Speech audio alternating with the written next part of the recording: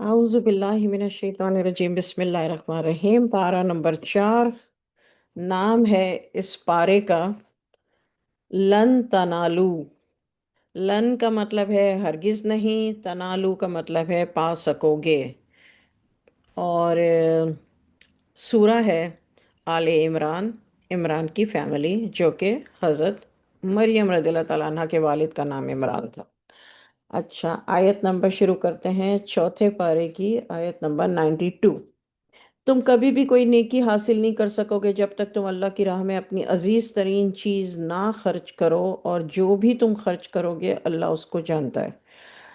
नुज़ूल तौरात से पहले बनी इसराइल पर खाने की सब चीज़ें हलाल थीं, सिवाय उन चीज़ों के जो इसराइल ने अपने ऊपर खुद हराम कर ली थीं। आप फरमा दीजिए कि फिर तौरात लाओ, फिर उसको पढ़ो अगर तुम सच्चे हो। सो जो इसके बाद भी अल्लाह पर झूठ बांधे तो ये लोग बड़े बेइंसाफ हैं। आप कह दीजिए अल्लाह ने सच कह दिया तो तुम मिल्लत इब्राहिम की पैरवी करो, जिसमें ज़रा भी कोई शक नहीं है और वो मुशरिक नहीं थे।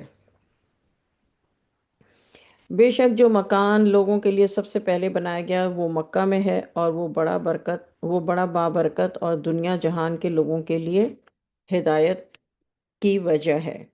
इसमें खुली निशानियां हैं। एक मकाम इब्राहीम है, जो इसमें दाखिल हो जाए अमन पाए, और अल्लाह के लिए इस घर को लोगों के ज़िम्मे हज है, जो वहां तक पहुंच जाने की ताकत और सिक्कत रखता है। और जो इनकार करे तो अल्लाह बेपरवाह है दुनिया जहान वालों से। आप कह दीजिए कि अहले मक्का, तुम अल्लाह के अहकामात का क्यों इनकार करते हो। यानी अल्लाह मोहम्मद सल्लल्लाहु अलैहि वसल्लम से कह रहे हैं कि आप अहले किताब से कह दीजिए, तुम अल्लाह के अहकामात का क्यों इनकार करते हो, जबकि अल्लाह तुम्हारे सब कामों पर गवाह है। दोबारा अल्लाह ताला कहते हैं, कह दीजिए ए अहले किताब, तुम अल्लाह की राह से उसे क्यों रोकते हो जो ईमान ला चुका, इस तौर पर कि कोई ऐब तलाश करते हो इस राह में, जबकि तुम खुद गवाह हो और अल्लाह तुम्हारे कामों से गाफिल नहीं है। अब अल्लाह ताला इन आयतों की का थोड़ा सा मैं बता दूं, क्योंकि इन आयतों का शान नुज़ूल है। शान नुज़ूल ये है कि जैसे ये आयत है 93, कि अल्लाह ताला कहते हैं कि तौरात से पहले बनी इसराइल पर खाने की सब चीज़ें हलाल थी।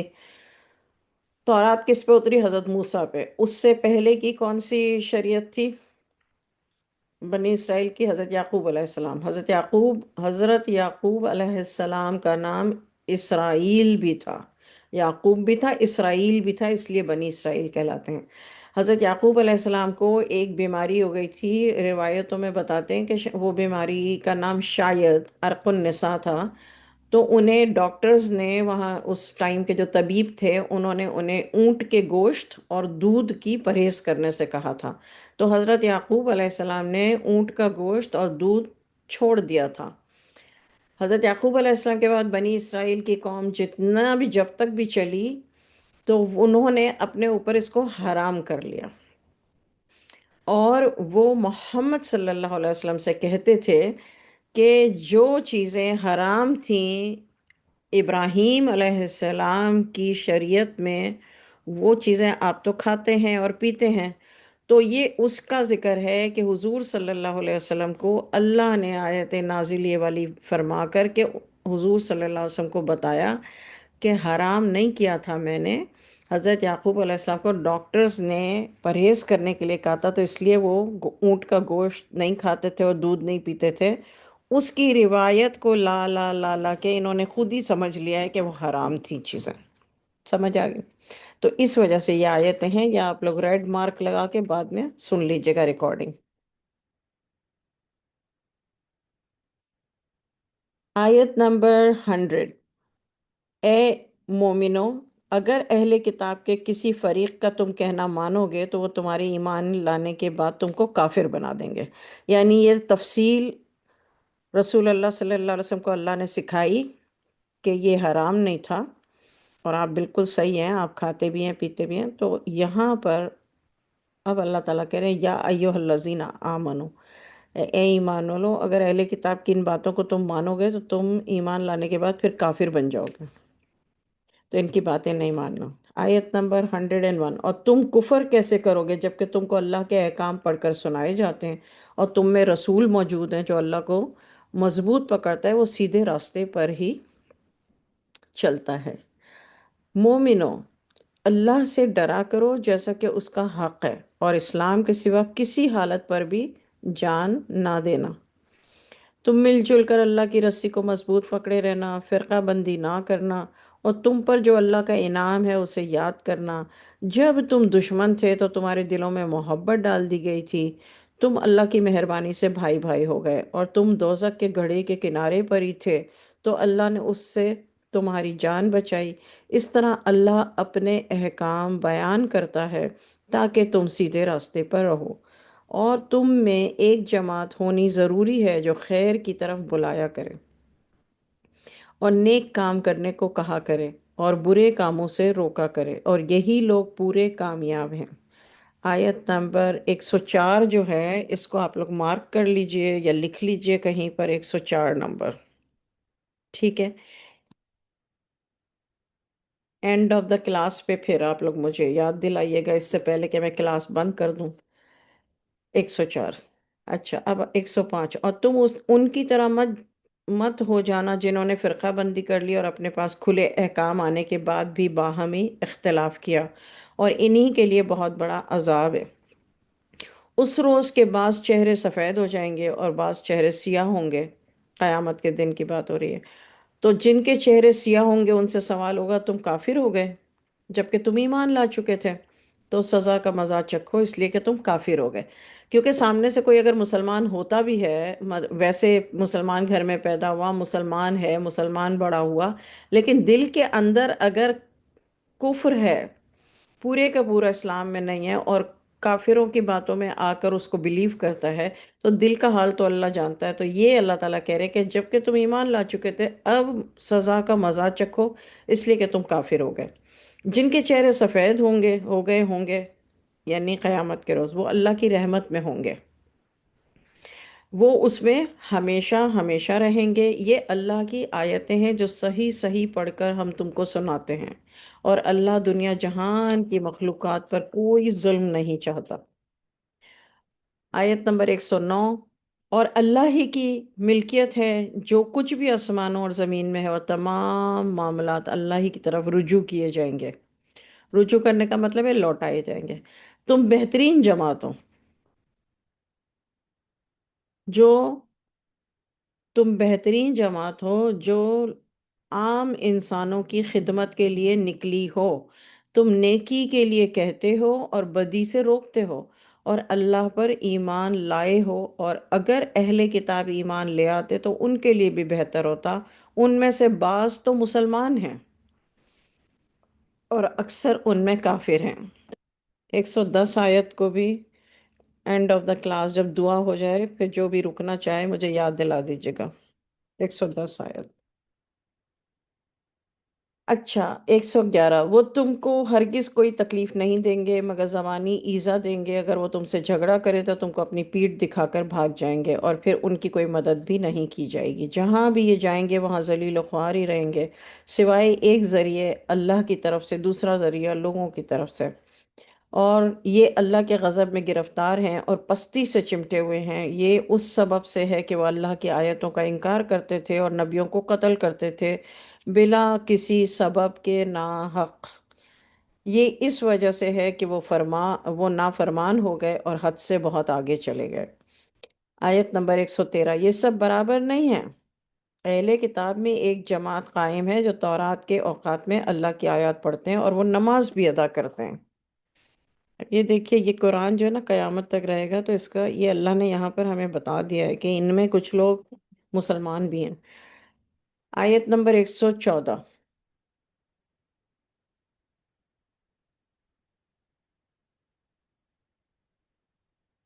یہ اللہ اور آخرت کے دن پر پورا ایمان رکھتے ہیں اور نیکی کے لیے نیکی کہتے ہیں اور بدی سے روکتے ہیں اور نیک کام میں دوڑتے ہیں اور شائستہ انسانوں میں سے ہیں۔ شائستہ انسانوں میں سے ہیں، آیت میں دیکھیے، وہ اولئک من الصالحین، یعنی یہ صالحین میں سے ہیں، اور یہ جو نیک کام کریں گے اس سے محروم نہیں کیے جائیں گے، یعنی ان کا نیک کام قبول بھی کیا جائے گا اور اجر بھی دیا جائے گا، اور اللہ متقیوں کو خوب جانتا ہے۔ واللہ علیم بالمتقین۔ آیت نمبر 116، بے شک جو کافر ہی رہے تو اللہ کے مقابلے میں ان کے مال اور اولاد ان کے ذرا بھی ہرگز کام نہیں آئے گا، اور وہ دوزخی ہی ہیں اور ہمیشہ ہمیشہ اسی میں رہیں گے۔ ان کی مثال جو اس دنیاوی زندگی میں خرچ کرتے ہیں ایسی ہے کہ ہوا ہو جس میں تیز سردی ہو، اور وہ ایسے لوگوں کی کھیتی پر لگ جائے جو اپنے ہی اوپر ظلم کرتے ہیں اور اسے برباد کر دیں، اور اللہ نے ان پر کوئی ظلم نہیں کیا بلکہ وہ خود ہی اپنے اوپر ظلم کر رہے ہیں۔ مومنو، تم کسی غیر مذہب والے کو مومنو تم کسی غیر مذہب والے کو اپنا رازدار نہ بنانا، اور تمہاری خرابی اور فتنہ انگیزی کرنے میں ذرا سی بھی کوتاہی نہیں کرتے۔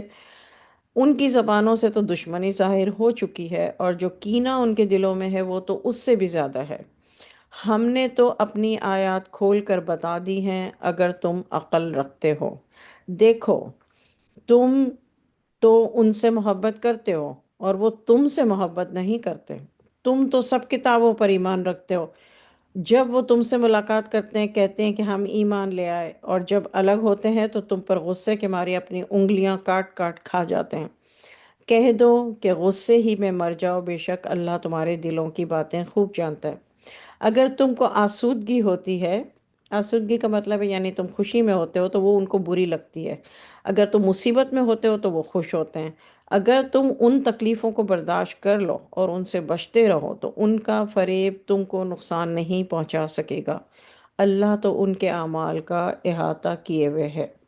جب تم صبح کو اپنے گھر والوں سے علیحدہ ہوئے اور مومنین کو لڑائی کے لیے مورچوں پر متعین کر رہے تھے، اللہ خوب سننے والا اور خوب جاننے والا ہے۔ جس وقت تم میں سے دو جماعتوں نے جی چھوڑ دینا چاہا مگر اللہ ان کا مددگار تھا، اور مومنین کو اپنے اللہ ہی پر بھروسہ کرنا چاہیے۔ یہ جنگوں کی جو آپ نے جنگ بدر وغیرہ کا آگے آ جائے گا، اللہ اس جنگ بدر بھی آ جائے گا۔ آیت نمبر 123، 123، اللہ نے جنگ بدر میں تمہاری مدد کی، اس وقت تم بے سر و سامان تھے، پس تم اللہ ہی سے ڈرو تاکہ تم شکر گزار بنو۔ آپ آیت نمبر 123 میں قرآن کی آیت میں ورڈ بدر پڑھ سکتے ہیں، وَلَقَدْ نَصَرَكُمُ اللَّهُ بِبَدْرٍ وَأَنْتُمْ بِبَدر۔ اچھا، آیت نمبر 124، جب تم مومنین سے کہہ رہے تھے کیا کافی نہیں کہ تمہارا رب 3,000 فرشتے نازل فرما کر تمہاری مدد فرما دے۔ اب یہ اللہ تعالیٰ خود بتا رہے ہیں فرشتوں کی گنتی، یہ کلام پاک ہم پڑھ رہے ہیں، اللہ تعالیٰ نے خود، اسی لیے کوئی تفسیر اس کے اندر کچھ بھی نہیں ہے۔ کتنے ہزار؟ 3,000 فرشتے اللہ نے آسمان سے اتارے تھے۔ یہ ہے 124 آیت۔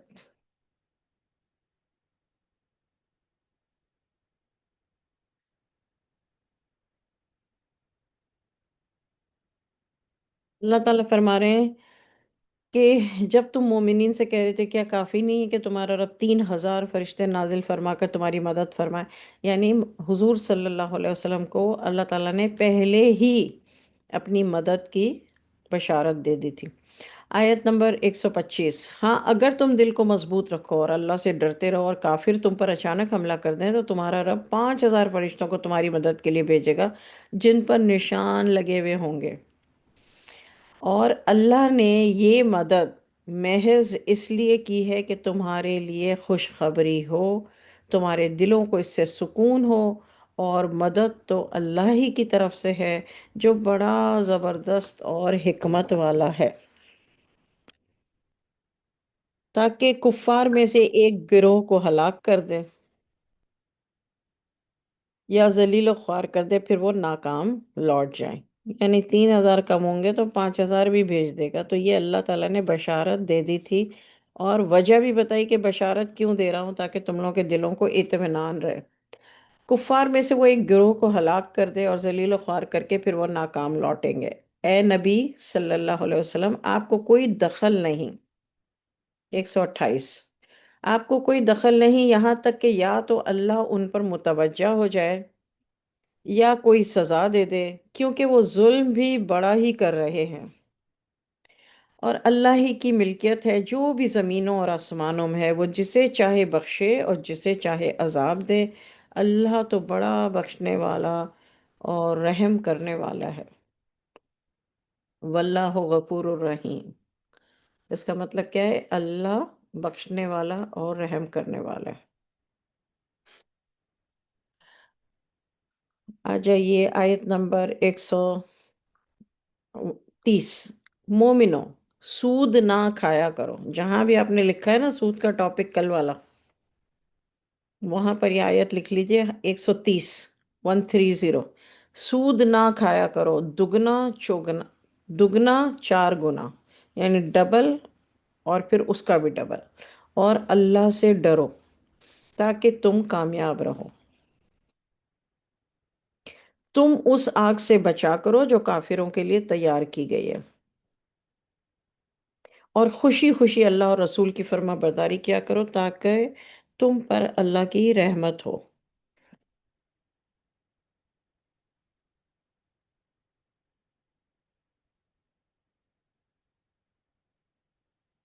اچھا، رب کی مغفرت کی طرف دوڑ کر آیا کرو، اور نیز جنت کی طرف جس کی وسعت آسمان اور زمین کی وسعت کے برابر ہے۔ یعنی جنت کتنی بڑی ہوگی یہ یہاں پر اللہ نے بتا دیا۔ یہ آپ اپنی نوٹ بک میں لکھیے، جنت ٹاپک اوپر ہیڈنگ دیں، اور اس کا سائز جو اللہ نے بتایا ہے۔ آیت نمبر 133۔ اور اللہ کی اور رب کی مغفرت کی طرف دوڑ کر آیا کرو، یعنی اللہ سے مغفرت مانگا کرو، اور جنت کی طرف، یعنی اللہ کی مغفرت کی طرف دوڑ کر آؤ اور جنت کی طرف دوڑ کر آؤ۔ اب اس کی وسعت اللہ نے خود بتائی ہے، اس کا ایریا، کہ جنت کا ایریا کتنا بڑا ہے، آسمان اور زمین کی وسعت کے برابر ہے۔ یہ جنت صرف پرہیزگاروں کے لیے تیار کی گئی ہے۔ پرہیزگار وہ ہیں جو فراغت میں اور تنگی میں خرچ کرتے ہیں اور غصے کو ضبط کرنے والے ہیں، لوگوں سے درگزر کرنے والے ہیں، اور اللہ تو سب نیک سلوک کرنے والوں کو محبوب رکھتا ہے۔ اس آیت کی آپ ہیڈنگ دیں گی اپنے پیج پر کہ وہ کون لوگ ہیں جو جنتی ہوں گے۔ یہ ایک ابھی ایک بتایا ہے، یعنی جنت کی وسعت بتائی اور جنت میں کس کو داخل کیا جائے گا۔ یہ متقین کی اوپر آپ متقین، متقین نہیں بلکہ جنت والے لکھ لیجئے، اور یہ آیت کا نمبر ڈال دیجئے 124۔ یہ محسنین وہ ہیں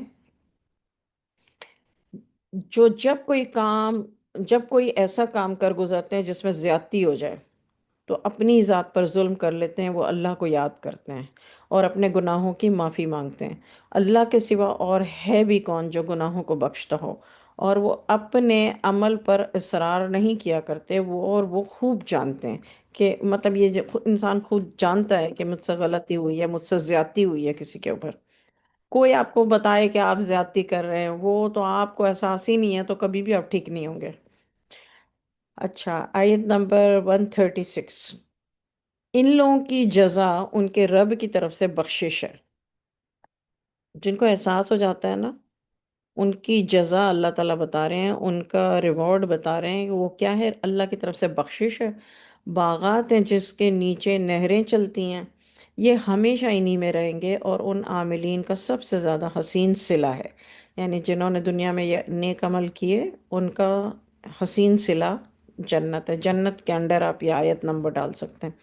بے شک تم سے پہلے بہت سارے طریقے گزر چکے ہیں، تو تم روئے زمین پر چلو پھرو اور دیکھ لو کہ تکذیب کرنے والوں کا کیا انجام ہوا ہے۔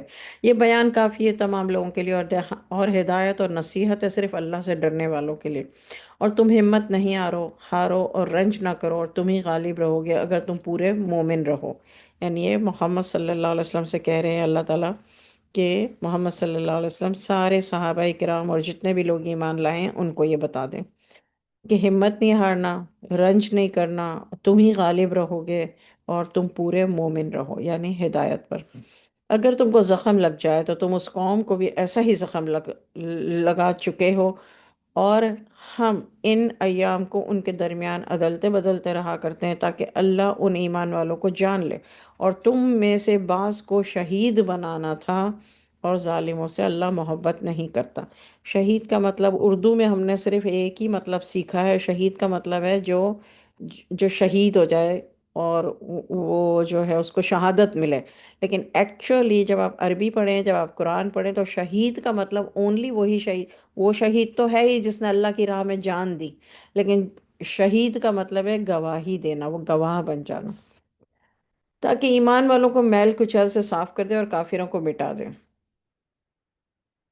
ہاں، کیا تم یہ خیال کرتے ہو کہ جنت میں داخل ہوگے جبکہ اللہ نے ان کو دیکھا نہیں جنہوں نے تم میں سے جہاد کیا، اور نہ ان کو دیکھا جو ثابت قدم رہے؟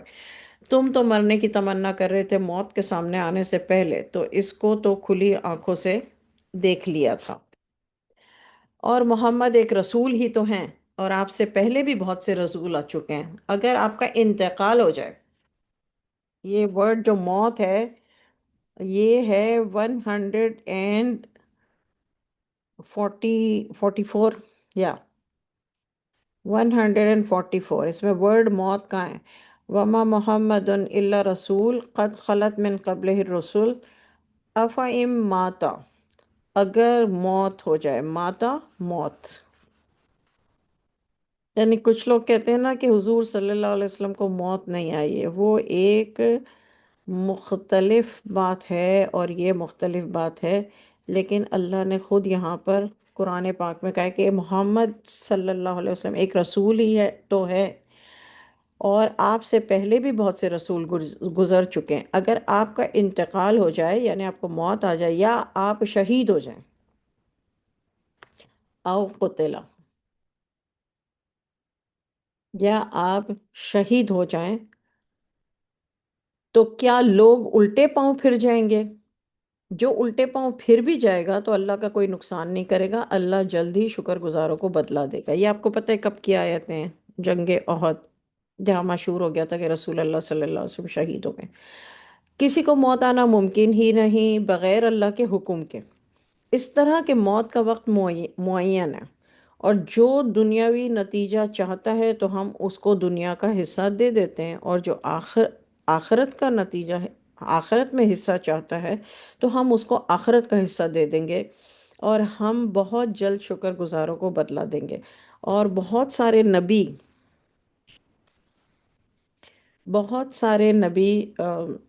اور بہت سارے نبی ہو چکے ہیں جن کے ساتھ ہو کر بہت سے اللہ والے لڑے ہیں، سو نہ تو انہوں نے ہمت ہاری ان مصیبتوں کی وجہ سے جو ان پر اللہ کی راہ میں پیش آئے، نہ ان کا زور کم ہوا، اور نہ وہ دبے کسی سے، اور اللہ تو صبر والوں کو محبوب رکھتا ہے۔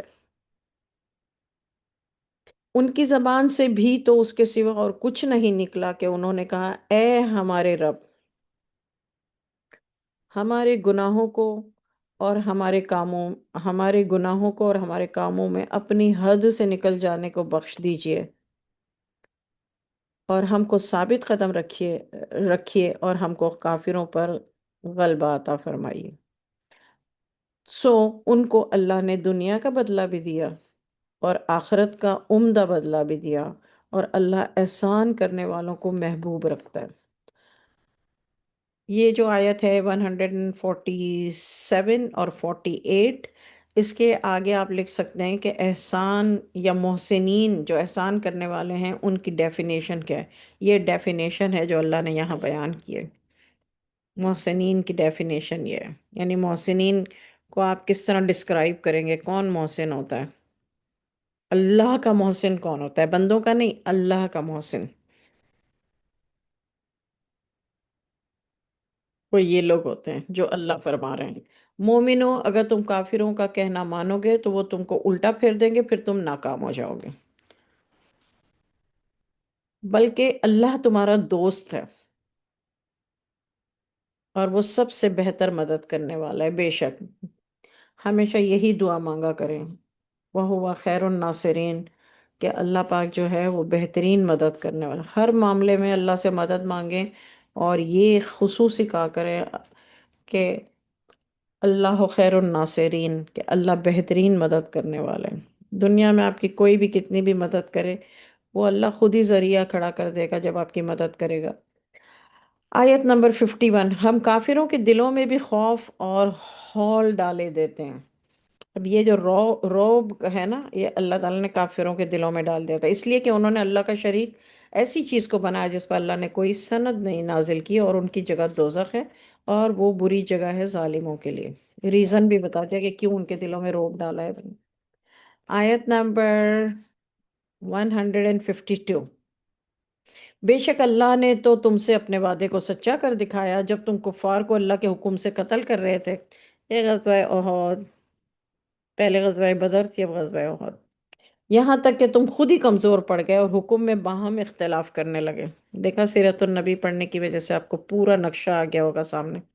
اور تم کہنے پر نہ چلے جبکہ ہم نے تمہاری دلی خواہش دکھا دی تھی، بعض تم میں دنیا چاہتے تھے اور بعض تم میں آخرت۔ مال غنیمت جو بھاگے نا، ایک دم نیت خراب نہیں تھی، مگر ہو جاتا ہے۔ پھر اللہ نے تم کو کفار سے ہٹا دیا تاکہ تمہاری آزمائش کرے، اور یقین جانو اللہ نے تم کو معاف کر دیا، اور مومنین پر اللہ بڑا فضل والا ہے۔ تم کو، رسول اللہ صلی اللہ علیہ وسلم کے صحابہ صحابہ کرام اس وقت جو موجود تھے، کہ اللہ نے تم کو معاف کر دیا، یعنی اللہ نے بخشش کر دی، اور مومنین پر اللہ بڑا فضل والا ہے۔ جب تم بڑھے چلے جاتے تھے اور کسی کو مڑ کر بھی نہیں دیکھتے تھے، اور رسول تمہارے پیچھے سے تم کو آواز دے رہے تھے، تو اللہ نے اس پاداش میں تم کو غم کر دیا، یعنی غم دے دیا، تاکہ مغموم نہ ہو اس چیز پر جو تمہارے ہاتھ سے نکل گئے، اور نہ اس مصیبت کے آنے پر، اور اللہ تو تمہارے سارے کاموں کی خبر رکھتا ہے۔ حضور صلی اللہ علیہ وسلم آوازیں دے رہے تھے، روک رہے تھے، اور یہ جنگ احد، غزوہ احد کی بات ہو رہی ہے، اور آپ لوگوں نے سیرت النبی میں یہ سارا واقعہ پڑھ لیا ہے۔ اچھا، آیت نمبر 154، پھر اس غم کے بعد اللہ نے تم کو چین بخشا، یعنی اونگ تم میں سے ایک جماعت پر چھائی ہوئی تھی۔ اب دیکھیے، کسی جگہ پر بھی آپ کو پڑھنے کی ضرورت نہیں ہے کہ اللہ نے کس طرح سے فتح دی۔ جنگ بدر میں 3000 فرشتوں سے، اور اللہ نے پہلے سے بشارت دے دی تھی، اللہ نے محمد صلی اللہ علیہ وسلم کو پہلے سے بتا دیا تھا۔ یہاں پر اللہ تعالیٰ نے کہا کہ میں نے تم پر ایک اونگ ڈال دی۔ اونگ کا مطلب سمجھتے ہیں؟ نیند سی غشی ٹائپ ہو جاتا ہے۔ ایک جماعت کو اپنی جان ہی کی فکر پڑ رہی تھی، وہ خلاف واقعہ اللہ کے ساتھ بدگمانیاں کر رہے تھے جو محض حماقت ہی کا خیال تھا۔ وہ یہ کہہ رہے تھے کیا ہمارا کوئی اختیار چلتا ہے؟ کہہ دو کہ اختیار تو سب اللہ ہی کا ہے، وہ اپنے دلوں میں ایسی بات پوشیدہ رکھتے ہیں جس کو وہ آپ کے سامنے ظاہر نہیں کرتے۔ کہتے ہیں کہ اگر ہمارا اختیار ہوتا تو ہم یہاں مقتول نہ ہوتے۔ کہہ دیجئے کہ اگر تم اپنے گھروں میں بھی ہوتے تو جس کے مقدر میں قتل لکھا ہے وہ خود ان مقامات کی طرف نکل پڑتے جہاں وہ گرے پڑے ہیں۔ یہ اس لیے ہوا کہ اللہ تمہارے دلوں کی بات کو آزمائے۔ اب آپ کو سمجھ آ گئی کہ یہ جنگ احد میں جو واقعہ ہوا، اس کی وجہ اللہ تعالیٰ یہاں بتا رہے، کہ تاکہ اللہ تعالیٰ تمہارے دلوں کو آزمائے کہ اس سچویشن میں کون کیا کہتا ہے۔ تو ایک لوگوں کے اوپر اونگ ڈال دی اللہ نے، یعنی ہلکی سی نیند غشی، کہ ان کو سمجھ ہی نہیں آیا کہ یہ پھر ہم جنگ جیت بھی کیسے گئے، اور یہ غزوہ میں کیا ہوا، اور رسول اللہ صلی اللہ علیہ وسلم کو بھی جو چوٹ لگی تھی، وہ واقعہ سیرت النبی میں پڑھ چکے ہیں۔ اب یہاں اللہ تعالیٰ سب دیکھ رہا ہے، سن رہا ہے، اور دلوں کی بات بھی جانتا ہے۔ یہاں اللہ نے کہا یہ سب اس لیے ہوا کہ اللہ تمہارے دلوں کی بات کو آزمائے اور تمہارے دلوں کی بات کو صاف کر دے۔ اللہ تو دلوں کی بات بھی خوب جانتا ہے۔ واللہ علیم بذات الصدور، جو ہمارے سینوں میں ہے، ہمارے دلوں میں ہے، اللہ اس سے واقف ہے۔ واللہ علیم بذات الصدور، ریزن سمجھ آ گیا نا؟ بلا شبہ، تو کبھی کبھی جب ہم بھی کسی حالات میں پھنسے ہوئے ہوتے ہیں نا، تو منہ سے نہ بولا کریں۔ منہ سے بولا تو بس، بلا شبہ اس روز جو تم میں سے پشت پھیر چکے تھے جبکہ وہ دو فریق آپس میں مقابلہ کر رہے تھے، اس کے سوا اور کوئی بات نہیں کہ ان کو شیطان نے ان کے بعض اعمال کی وجہ سے لغزش دے دی تھی۔ یہاں پہ اللہ یہ بھی بتا رہے ہیں کہ شیطان نے ایکچولی کچھ اعمال کی وجہ سے لغزش دی تھی، یقین جانو کہ اللہ نے ان کو معاف کر دیا، بے شک ان اللہ غفور حلیم، اللہ تعالیٰ غفور ہے یعنی بخشنے والا ہے، اور حلیم ہے۔ مومنو، آیت نمبر 156، مومنو تم ان لوگوں کی طرف مت ہو جانا جو کافر ہیں اور کہتے ہیں اپنے بھائیوں کی نسبت جب کسی سرزمین میں سفر کرتے ہیں یا وہ غازی ہوتے ہیں، اگر یہ ہمارے پاس رہتے تو نہ مرتے اور نہ مارے جاتے، تاکہ اللہ اس بات کو ان کے دلوں میں موجب حسرت کر دے، اور اللہ ہی تو زندہ کرتا ہے اور وہی مارتا ہے، اور اللہ تو خوب دیکھ رہا ہے جو کچھ تم کرتے ہو۔ دلوں میں موجب حسرت کر دے مطلب جو غزوہ احد میں شہید ہوئے تو ان کے سامنے کافر لوگ یا جو بھی دوسرے لوگ ہیں وہ یہ کہتے ہیں کہ دیکھو اگر یہ ہمارے پاس رہتے تو نہ مارے جاتے، تو یہ بات سن کر تمہارے دل میں یہ حسرت نہیں آنی چاہیے، یہ حسرت نہیں پیدا ہونی چاہیے۔ اللہ تعالیٰ کا کہنے کا مقصد یہ ہے کہ ہمارے ساتھ یہ ان کی بات کو سن کے ہمیں ایسے دل میں یہ نہیں فیل کرنا چاہیے کہ ہاں یار صحیح کہہ رہے ہیں، وہ تو اس لیے کہہ رہے ہیں تاکہ تمہارے ایمان کو ڈگمگا دیں۔ آیت نمبر 157، اگر تم اللہ کی راہ میں مارے جاؤ یا مر جاؤ تو ضرور اللہ کی مغفرت اور رحمت بہتر ہے ان سے جن کو یہ لوگ جمع کر رہے ہیں، یعنی جن زندہوں میں رہنے کے لیے جس کی باتیں کریں اس سے بہت زیادہ بہتر ہے اللہ مارا جانا یا مر جانا۔ اگر تم مر گئے یا مارے گئے تو ضرور تم اللہ ہی کے پاس جمع کیے جاؤ گے، بے شک۔ اس کے بعد اللہ ہی کی رحمت سے آپ ان کے ساتھ نرم رہے، اور اگر آپ تند خو یا سخت طبیعت ہوتے تو یہ سب آپ کے پاس سے منتشر ہو جاتے، سو آپ ان کو معاف کر دیجئے۔ غزوہ احد کے بعد کی بات ہے، اور ان کے لیے استغفار کر دیجئے اور ان سے خاص خاص باتوں میں مشورہ لیتے رہا کیجئے۔ اللہ پاک محمد صلی اللہ علیہ وسلم کو سکھا رہے ہیں۔ پھر جب آپ رائے پختہ کر لیں تو اللہ ہی پر اعتماد کیجئے۔ آپ کو پتہ ہے غزوہ احد کے بعد جو خندقوں والی جو ہوئی تھی،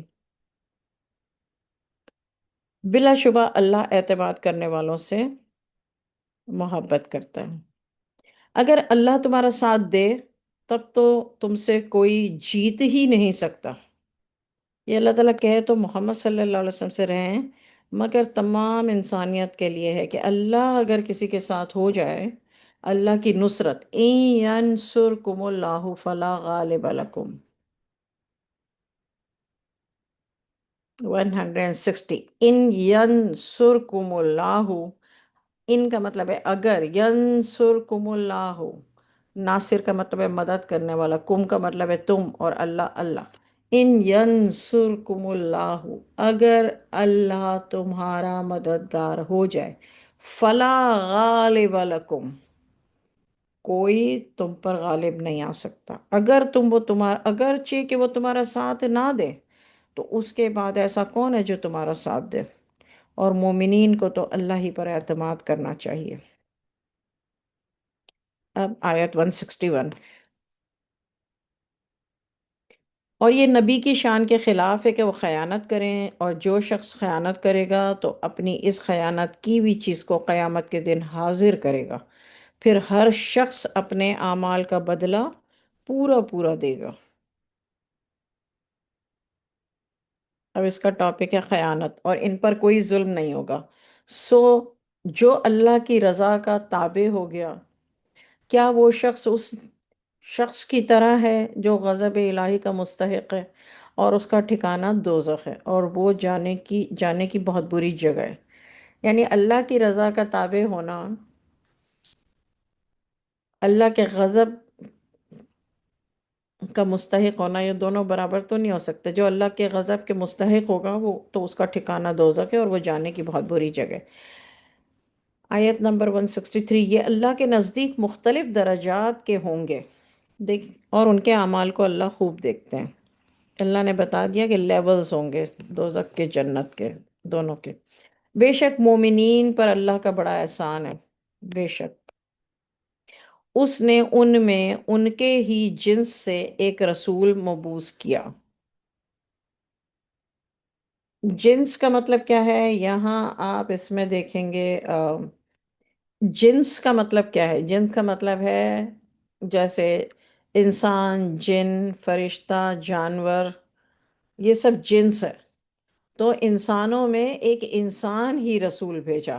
اگر یعنی اگر اللہ تعالیٰ جن کو رسول بنا دیتے، یا اللہ تعالیٰ فرشتے کو رسول بنا کے بھیجتے، یا اللہ تعالیٰ کسی جانور کو، کوئی اونٹ کھڑا ہو کے بولتا، یا تو ایسا نہیں ہے۔ انسانوں میں رسول بھیجا ہے تو انسان کو ہی بنا کے رسول بھیجا ہے، جو اللہ کی آیت ان کو پڑھ کر سناتا ہے اور ان کو پاکیزہ بناتا ہے اور انہیں کتاب اور حکمت کی باتیں سکھاتا ہے، اور یہ لوگ اس سے پہلے کھلی ہوئی گمراہی میں تھے۔ جب تم کو ہار ہوئی جس سے دو حصے تم جیت چکے تھے، تو تم کہتے ہو کہ یہ کہاں سے آئی؟ آپ فرما دیجئے یہ ہار خاص تمہاری طرف سے ہوئی ہے، بے شک اللہ تو ہر چیز پر قادر ہے۔ یہ سارا واقعہ آپ کو، یہ یہ کافر کافر کہتے تھے نا کہ یہ ہار کیسے ہو گئی بھائی، اتنے لوگ اور اتنی بڑی اس میں۔ آیت 166، جو مصیبت تم پر آ پڑی اس روز جب دونوں گروہ آپس میں مقابل ہوئے، اللہ ہی کی مشیت سے ہوئی تاکہ اللہ مومنین کو بھی دیکھ لے۔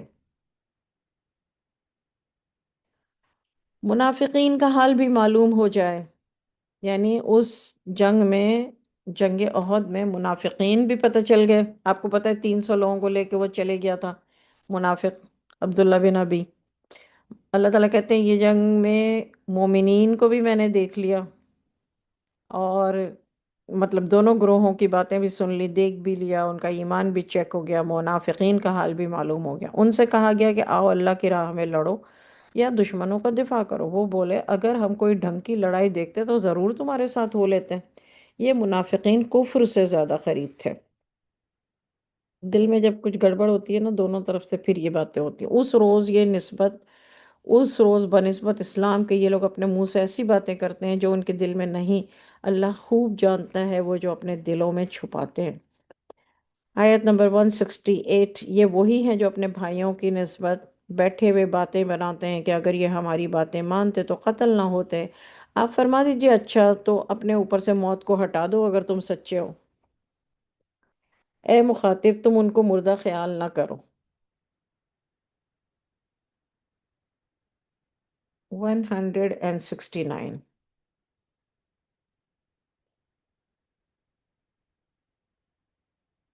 ان لوگوں کو مردہ خیال نہ کرو جو اللہ کی راہ میں قتل ہوئے ہیں، وہ زندہ ہیں، اپنے رب کے پاس ان کو رزق بھی ملتا ہے۔ سورہ بقرہ میں ایک آیا تھا شہید کے لیے آیتیں، اور اب یہاں پر سورہ آل عمران میں شہید کے لیے آ گئی آیت۔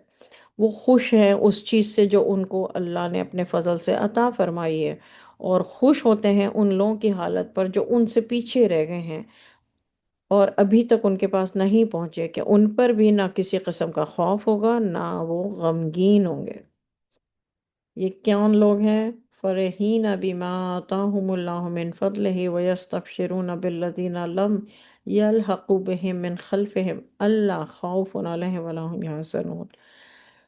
جن لوگوں نے اللہ اور رسول کے کہنے کو قبول کر لیا بعد اس کے کہ ان کو زخم لگا ہوا تھا، ان لوگوں میں جو نیک اور متقی ہیں ان کے لیے بڑا ہی ثواب اور صلہ ہے۔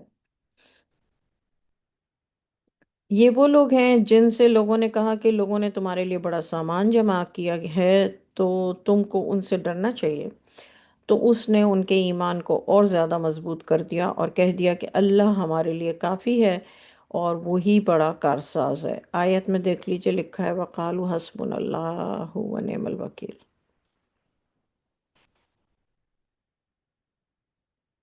حسبنا اللہ ونعم الوکیل۔ بس یہ لوگ اللہ کی نعمت اور فضل سے بھرے ہوئے لوٹ آئے کہ ان کو کوئی ناگواری پیش نہیں آئی، اور وہ اللہ کی رضا کے تابع رہے، اور اللہ بڑا فضل والا ہے۔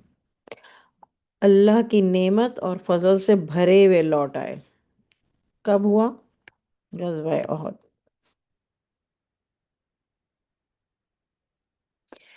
185۔ بس اتنی سی بات ہے کہ یہ شیطان ہی ہے جو تم کو اپنے دوستوں سے ڈراتا ہے۔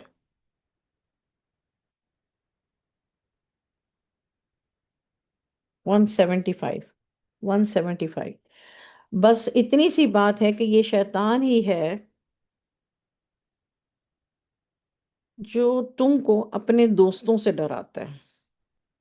اپنے دوستوں سے ڈراتا ہے تو تم ان سے نہ ڈرنا اور مجھی سے ڈرنا اگر تم مومن ہو۔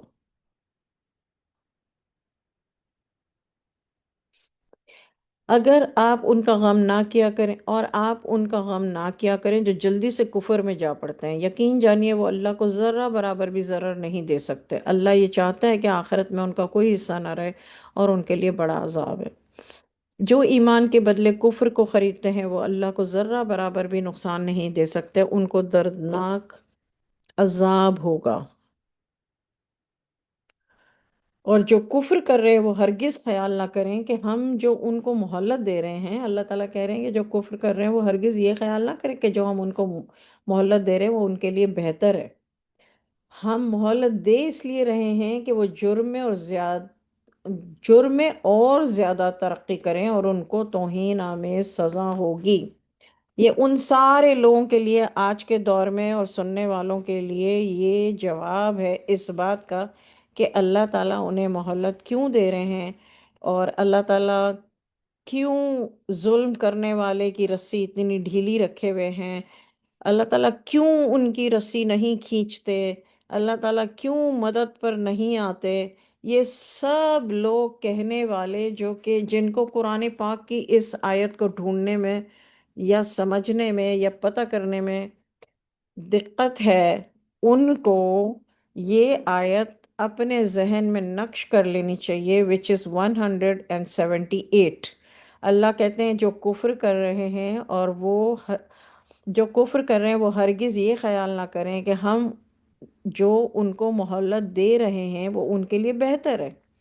ہم مہلت اس لیے رہے ہیں کہ وہ جرم میں اور زیادہ ترقی کریں اور ان کو توہین آمیز سزا ہوگی۔ اللہ مومنین کو اس حالت میں رکھنا نہیں چاہتا جس میں تم اب ہو، جب تک ناپاک کو پاک سے الگ نہ کر دے۔ ناپاک سے پاک کب الگ ہوئے؟ جب فتح مکہ ہوا۔ اب اللہ اور اس کے رسولوں پر ایمان لاؤ، اور اگر تم ایمان لے آئے ہو تو پرہیز کرو، پھر تم کو بہت بڑا صلہ ملے گا۔ آیت نمبر 181۔ اور وہ لوگ ہرگز ایسا خیال نہ کریں کہ جو ایسی چیز میں بخل کرتے ہیں جو اللہ نے ان کو اپنے فضل سے دی ہوئی ہے۔ بخل ٹاپک ہے، بخل ہیڈنگ ڈال، بخل پہلی آیت ہے بخل۔ وہ لوگ ہرگز ایسا خیال نہ کریں کہ جو ایسی چیز میں بخل کرتے ہیں جو اللہ نے ان کو اپنے فضل سے دی ہوئی ہے، یہ بات ان کے لیے اچھی ہوگی، بلکہ یہ بات ان کے لیے بہت ہی بری ہے، اور وہ قیامت کے دن اس چیز کا طوق پہنا دیے جائیں گے جس میں وہ بخل کیا کرتے تھے۔ اللہ وارث ہے تمام آسمانوں اور زمین کا، اور اللہ تمہارے اعمال سے بہت باخبر ہے۔ بے شک اللہ نے ان کی یہ بات سن لی جو انہوں نے کہی کہ اللہ مفلس ہے اور ہم مالدار ہیں۔ استغفر اللہ، نعوذ باللہ۔ ہم لکھ رہے ہیں جو وہ کہتے ہیں، اور ان کا ناحق قتل انبیاء بھی، یعنی انبیاء علیہ السلام کو جو انہوں نے ناحق قتل کیا ہے وہ بھی ہم لکھ رہے ہیں، اور ہم کہیں گے اب چکھو آگ کا مزہ۔ یہ سب کچھ تمہارے اعمال کی بدولت ہو رہا ہے، یعنی جب دوزخ میں ڈالا جائے گا تو اللہ تعالیٰ کہتے ہیں یہ سب کچھ تمہارے اعمال کی بدولت ہو رہا ہے، بلا شبہ اللہ اپنے بندوں پر ظلم کرتا ہی نہیں ہے۔ وہ لوگ جو کہتے ہیں کہ اللہ نے ہم سے یہ عہد لیا تھا کہ ہم کسی رسول پر ایمان نہ لائیں جب تک وہ ہمارے سامنے کوئی معجزہ لے کر نہ آ جائے، یا پھر اس کو آگ کھا جائے، آپ فرما دیجئے بے شک بہت سے رسول مجھ سے پہلے بہت سے معجزات لے کر تمہارے پاس آئے، اور یہ معجزہ بھی جس کو تم کہتے ہو تو تم نے کیوں ان کو قتل کیا تھا اگر تم سچے ہو؟ اللہ تعالیٰ حضور صلی اللہ علیہ وسلم سے کہہ رہے ہیں کہ اگر یہ لوگ ایسا کہتے ہیں تو آپ ان سے کہیں کہ وہ معجزے جو لے کر آئے تھے ان نبیوں کو کیوں قتل کیا تھا اگر تم واقعی معجزہ لانے والوں کو پر ایمان لے آتے ہو تو۔ آیت 184، اگر یہ آپ کی تکذیب کریں تو بہت سے رسولوں کی انہوں نے تکذیب کی ہے۔ تکذیب کا مطلب کیا ہے؟ جھٹلانا، کذبوا کا۔ آیت میں دیکھیے کذبوا کا، فَإِن کذبوا کا فقط کذبا۔ کذاب کون ہوتا ہے؟ جھوٹا۔ تو اللہ تعالیٰ کہتے ہیں اگر یہ آپ کو جھٹلائیں، تکذیب کریں یا جھوٹا کہیں تو بہت سے رسولوں کی انہوں نے تکذیب کی ہے۔ ورڈ تکذیب کا مطلب میں نے آپ کو بتا دیا، جھٹلانا، جھوٹا کہنا۔ جو آپ سے پہلے گزر چکے ہیں، جو معجزات، صحیفے اور روشن کتاب لے کر آئے تھے، یعنی وہ معجزے بھی لے کر آئے تھے، صحیفے بھی تھے یا روشن کتاب۔ کسی کے پاس روشن کتاب تھی، کسی کے پاس صحیفے تھے، کسی کے پاس معجزات تھے۔ ہر جان کو موت کا مزہ چکھنا ہے، کل نفس ذائقۃ الموت۔ یعنی ایسا تو نہیں ہے یہاں کا سب کچھ یہیں رہ جانا ہے، جس نے ستایا ستا لے، جو امیر ہے امیر ہے، جو غریب ہے غریب ہے، جو ظالم ہے ظالم ہے، جو مظلوم ہے۔ ایسا تو نہیں ہے، ہر جان کو موت کا مزہ چکھنا ہے۔ تمہارا پورا بدلہ قیامت ہی کے روز ملے گا۔ پھر جو کوئی دوزخ سے بچا لیا گیا اور جنت میں داخل کیا گیا تو وہ کامیاب ہوا۔ اور دنیاوی زندگی تو کچھ بھی نہیں ہے، صرف دھوکے کا سودا ہے۔ یہ آیت آپ کو سورہ بقرہ کی میں بھی اور سورہ ملک میں بھی ملے گی، بہت جگہوں پہ ملے گی۔ تم ضرور آزمائے جاؤ گے اپنے مالوں سے، اپنی جانوں سے اور ان لوگوں سے جو تم سے پہلے کتاب دیے گئے تھے۔ یعنی آزمائش، دیکھیں جو سورہ بقرہ میں آزمائش کے الفاظ تھے وہ جان، مال، بیٹے ایسے تھے، اولاد۔ یہاں پر چوتھی چیز بھی ہے، اگر آپ لوگ نوٹ کریں، اپنے مال سے آزمائے جاؤ گے، اپنی جان سے آزمائے جاؤ گے، اور یہاں پر اولاد نہیں کہا ہے بلکہ کہا ہے ان لوگوں سے جو تم سے پہلے کتاب دیے گئے تھے۔ تو کون ہے؟ یہود و نصارہ۔ تم بہت سی باتیں بھی سنو گے اور ان سے بھی جو مشرک ہیں، اور تم اگر صبر کرو گے اور پرہیز کرو گے تو یہ تاکیدی احکام میں سے ہے۔ یعنی یہ صحیح حکم یہ ہے کہ پرہیز کرو جب ان سے ملو تو، یا ان کے ساتھ تمہارا پالا پڑے، اور صبر کرو، پرہیز کرو اور صبر کرو۔ جب اللہ نے اہل کتاب سے عہد لیا کہ اس کتاب کو عام لوگوں کے سامنے پیش کر دینا، اہل کتاب سے عہد لیا، اور اس کو پوشیدہ مت رکھنا، تو انہوں نے اس کو پس پشت ڈال دیا۔ ابھی جو ہم کلام پاک پڑھ رہے ہیں نا، ترجمہ صرف میں سمجھتی ہوں، واللہ عالم، اللہ نوز بیٹر، مگر میں یہ سمجھتی ہوں کہ میرے دل میں یہ بات آئی تھی کہ اللہ نے جب ہمیں کتاب دی ہے تو اس کتاب کو عام لوگوں کے سامنے صرف اور صرف کتاب کو پیش کرنا ہے بس، اور اللہ تعالیٰ اس کو قبول و منظور فرما لے۔ تو یہاں اللہ کہتے ہیں جب اللہ نے اہل کتاب سے عہد لیا کہ اس کتاب کو عام لوگوں کے سامنے پیش کرنا اور اس کو پوشیدہ مت رکھنا، تو انہوں نے اس کو پس پشت ڈال دیا اور تھوڑی سی قیمت اس کے بدلے میں لے لی۔ یہ بری چیز ہے جو وہ لے رہے ہیں۔ بھئی کوئی کسی کو پیسے اس لیے دیتا ہے نا کہ وہ اس کی بات مانے، جسے رشوت کہیں آپ، تو کیا تھا؟ کیوں تھوڑی سی قیمت لی؟ کیا کام انہوں نے کروانا تھا پیسے دے کے؟ اسے پس پشت ڈال دو، لوگوں سے چھپا دو، بس اپنی مرضی کی باتیں بتاؤ۔ آیت 188، ان لوگوں کو مت خیال کرو جو اپنے کیے پر خوش ہوتے ہیں۔ یہ ان کے بڑے بڑے مولاناس تھے، ان کے پادری تھے، ان کے عالم تھے۔ ان لوگوں کا مت خیال کرو جو اپنے کیے پر خوش ہوتے ہیں اور جو یہ پسند کرتے ہیں کہ ان کی تعریف کی جائے۔ ایسے کاموں پر جو انہوں نے نہیں کیے ان کو مت خیال کرو کہ وہ عذاب الہی سے بچ جائیں گے اور ان کو دردناک عذاب ہوگا۔ یہ ان کے پادری، عالم، کتابوں کے جاننے والے، ان کے مولاناز کے بارے میں ہے 187 اور 188 اہل کتاب کے۔ اور تمام، اب 189 آیت اب میں پڑھ رہی ہوں، اور تمام انسانوں اور زمین میں اللہ ہی کی بادشاہت ہے، اور اللہ ہی ہر چیز پر قدرت رکھتا ہے۔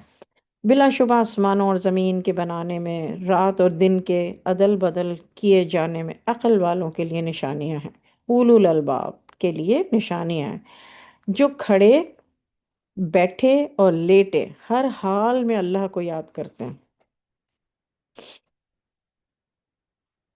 آسمانوں اور زمین کے بنانے میں فکر کرتے ہیں اور کہتے ہیں کہ اے اللہ رب، تو نے یہ سب بیکار یا بے فائدہ نہیں بنایا، تو پاک ہے اور ہمیں دوزخ کے عذاب سے بچا لے۔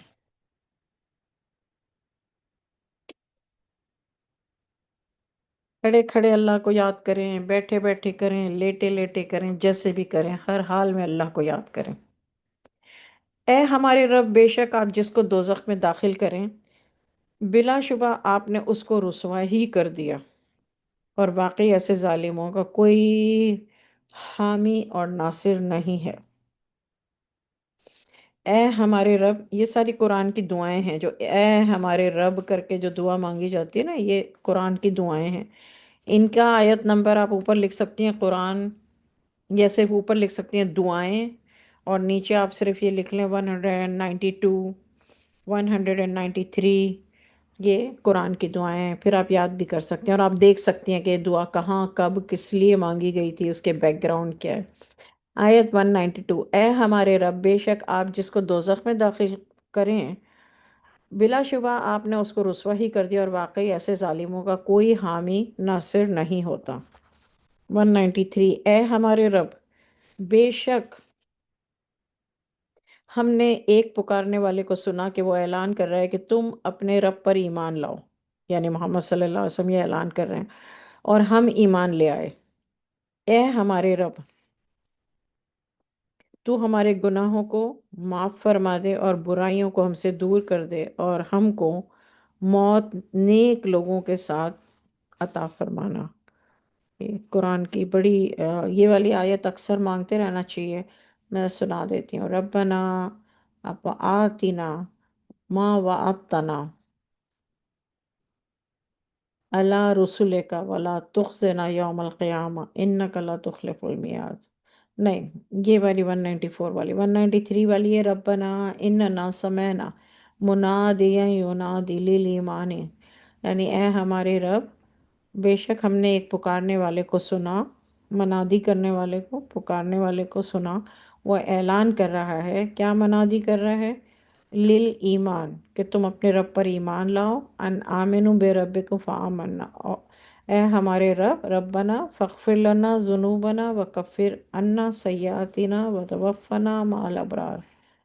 یہ دعا میں بہت زیادہ نماز میں پڑھتی ہوں، صرف اتنا، اس کا دوسرا والا ٹکڑا پڑھتی ہوں، ربنا فاغفر لنا ذنوبنا وکفر عنا سیئاتنا وتوفنا مع الابرار۔ اچھا، آیت 194، اے ہمارے رب، اور وہ چیز بھی عنایت فرما دے جو تو نے ہم سے اپنے رسول کی معرفت وعدہ کیا تھا، اور ہم کو قیامت کے روز رسوا نہ کرنا، بے شک آپ وعدہ خلافی نہیں کرتے۔ تو ان کے رب نے ان کی درخواست منظور کر لی، اللہ نے یہ دعائیں قبول کر لیں، میں تم میں سے کسی عمل کرنے والے کے عمل کو ضائع نہیں کرتا۔ یہ دعا جو مانگی گئی وہ صحابہ کرام رضی اللہ تعالیٰ عنہ نے مانگی، تو اللہ کہتے ہیں کہ میں نے ان کی درخواست، ان کی دعا قبول کر لی، میں تم میں سے کسی عمل کرنے والے کے عمل کو ضائع نہیں کرتا، چاہے وہ مرد ہو یا عورت ہو، تم آپس میں ایک دوسرے کے جز ہو۔ سو جو اپنے وطن کو چھوڑ کر نکلے اور اپنے گھروں سے نکالے گئے اور میری راہ میں تکلیفیں اٹھائیں اور جہاد کیا اور شہید ہو گئے، ضرور میں ان کے گناہ معاف کر دوں گا اور باغات میں داخل کر دوں گا جس کے نیچے نہریں جاری ہوں گی۔ یہ بدلہ ملے گا اللہ کی طرف سے، اور اللہ کے پاس تو بدلہ اچھا ہی ہے۔ اور ان کافروں کا شہروں میں چلنا پھرنا تم کو مغالطے میں نہ ڈال دے۔ یہ چند روزہ بہار ہے۔ یہ جواب سن لیجئے اللہ پاک کیا کہہ رہے ہیں کہ یہ مغالطے میں یا غلط فہمی میں مت پڑ جائیے گا کہ بھئی یہ کافر اور مشرک اور یہ جو ایون جو مسلمان ہیں جو بہت ظالم ہیں، ظلم کرتے ہیں، چاہے وہ کوئی بھی آپ سے تعلق رکھتے ہوں، کسی پہ بھی ظلم کرتے ہوں، لیکن یہ ان سب کے لیے آتا ہے کہ اللہ تعالیٰ کہتے ہیں کہ یہ غلط فہمی میں ان کا چڑھنا بڑھنا پھلنا پھولنا دیکھ کر آپ اس غلط فہمی میں نہ پڑ جائیے گا۔ یہ اب اللہ جواب دے رہے ہیں یہ چند روزہ بہار ہے، ان کا ٹھکانہ دوزخی ہے اور وہ بہت بری آرام گاہ ہے۔ ایون مسلمان بھی ہو، لیکن جو اللہ سے ڈرتے ہیں ان کے لیے باغات ہیں جن کے نیچے نہریں جاری ہوں گی، وہ ان میں ہمیشہ رہیں گے۔ یہ اللہ کی طرف سے ان کی مہمانی ہوگی۔ جو چیزیں اللہ کے پاس ہیں وہ نیک لوگوں کے لیے بدرجہ بہتر ہوں گی۔ اہل کتاب میں بھی ایسے لوگ ہیں، دوبارہ تیبارہ، یہ میرا خیال ہے تیسری دفعہ یہ بات آئی ہے، یا پیچھے بھی میں نے آپ کو نوٹ کرائی تھی کہ اہل کتاب میں بھی ایسے لوگ ہیں جو اللہ پر اور اس کی کتاب پر جو آپ کی طرف بھیجی گئی ہے ایمان لاتے ہیں، اللہ سے ڈرتے ہیں، اللہ کی آیات کے بدلے میں تھوڑا سا معاوضہ بھی نہیں لیتے، ان کے لیے ان کے رب کے پاس نیک عمل کا معاوضہ ہے، بلا شبہ اللہ بہت جلد حساب کرنے والا ہے۔ معاوضہ کا مطلب ہے اجر۔ اب جیسے جہاں بھی قرآن پاک میں اجر و ہم لکھا ہوا ہے یا اجر ورڈ یوز کیا ہوا ہے، وہاں انہوں نے معاوضہ یوز کیا ہے، یا کسی کسی نے اجر بھی یوز کیا ہے، تو بس یہ آپ کو دکھے گا۔ اب اللہ تعالیٰ کہہ رہے ہیں آیت نمبر 200، مومنو تم صبر کرو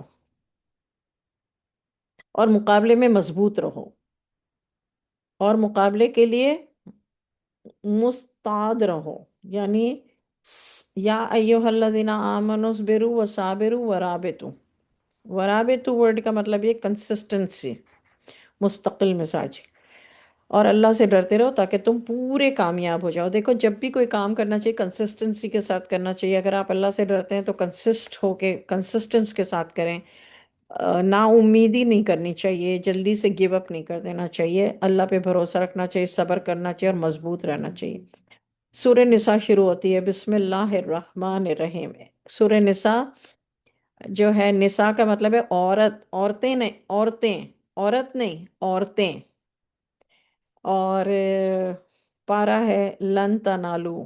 لن کا مطلب ہے ہرگز نہیں، تنالو ملے گا یا پاؤ گے، ہرگز نہیں پاؤ گے، اور نساء کا مطلب ہے عورتیں۔ اچھا، سورہ نساء بسم اللہ الرحمن الرحیم۔ اے انسانوں، یہاں اللہ نے اہل کتاب، مومن، کافر، مشرک، نبی، رسول کچھ نہیں کہا۔ اے انسانوں، اپنے رب سے ڈرتے رہا کرو جس نے تم کو ایک جاندار سے پیدا کیا اور اس جاندار سے اس کا جوڑا بنایا۔ ابھی جو ورڈ جوڑا ہے نا، تو میاں بیوی جب جوڑا بنے، جوڑا کا مطلب ہے مذکر مؤنث ملے تو ایک جاندار پیدا ہوا۔